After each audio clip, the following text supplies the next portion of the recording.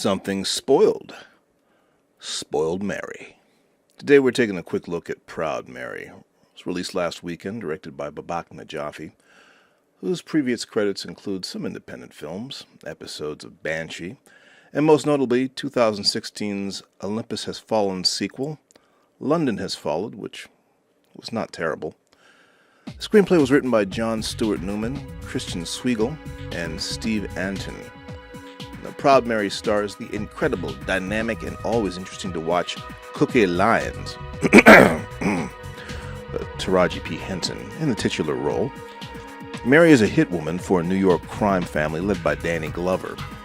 The setup is simple. Mary has a contract which she executes, but in doing so, she orphans a young boy, played by Jahi Diallo Winston, whom she impulsively allows to live without revealing herself to. Mary keeps tabs on the boy for a year from a distance, out of guilt for having killed his father, and at first opportunity injects herself into his life to intervene when he is abused by his current benefactor, a big player in the Russian mob, who Mary also impulsively kills and then takes the boy in. The story that unfolds as Mary tries to navigate the mess she's made out of things by trying to protect the boy as she forms a bond with him. That's the setup, without too many spoilers.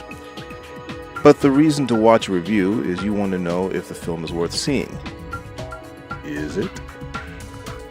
In my opinion, if you are really curious, wait for it on demand or for it to go to cable.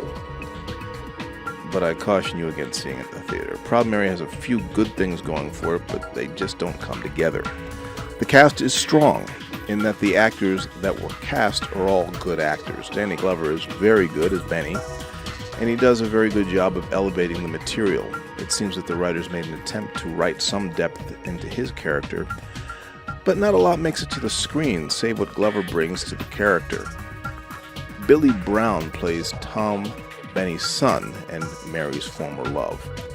He is definitely one of the least known cast members, but he is competent and does well with what he has to work with. Again, it appears that some attempt was made to flesh out this character as a potential foil for our protagonist, but Tom, like most every character in this film, he's just window dressing. Najafi also manages to cast actors like Rade Serbadegia, Xander Berkeley, and Neil McDonough in some pretty disposable roles. One note, Margaret Avery appears as Benny's wife, Mina, in a brief scene. For those of you who don't remember her, she was Shug Avery in the film version of The Color Purple. Not that she hasn't been working since then, but she was nominated for Best Supporting Actor for that role. That brings us to Henson and Winston. Young Jahi Winston is clearly talented. He's got a resume. He may be best known as young Ralph Tresvant in the New Edition story. But Winston, like nearly everyone else, makes the most of what he's given to work with. He clearly has screen presence and some good acting skill, but his character he's just incomplete. The title role is, of course, Mary. Taraji P. Henson is an Academy Award caliber actor who can do anything. Anything. I first remember seeing her in Hustle and Flow, which was the first time she and Terrence Howard were paired together, but she caught my attention in The Curious Case of Benjamin Button. She has killed it ever since, but as Mary, she dies. Sorry, Taraji. I don't know if it was her fault. My theory is that Henson wanted to try a different approach to playing this archetype. As a hit woman, person, whatever, you make certain assumptions about the character. You assume a cold, maybe even brooding exterior, whether the character is male or female. Henson makes the decision to humanize Mary right off the bat. She smiles, she jokes, and seems to have more in common with a suburban soccer mom than a cold-blooded practiced killer. The problem, we see nothing that exists in her world that allows that particular dynamic to exist.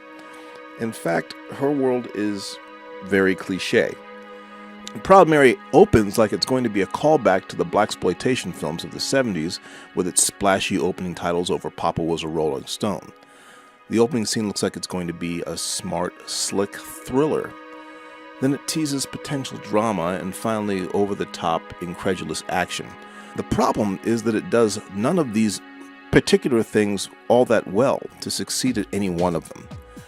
The action sequences are watchable mostly because Henson looks cool doing stuff, but there aren't enough action scenes to consider it an action movie. That and the bad guy's aim sucks. Overall, Proud Mary doesn't make me proud.